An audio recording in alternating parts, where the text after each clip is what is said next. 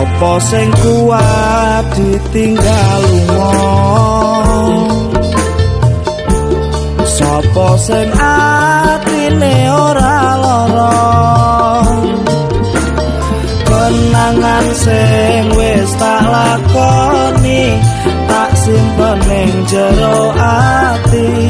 dhewe wis ra dadi siji.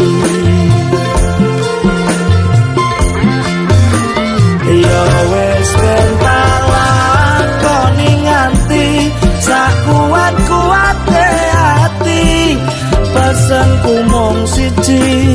sing ati-ati, iso ku mung mendem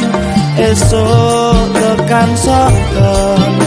mergo sadar diri kula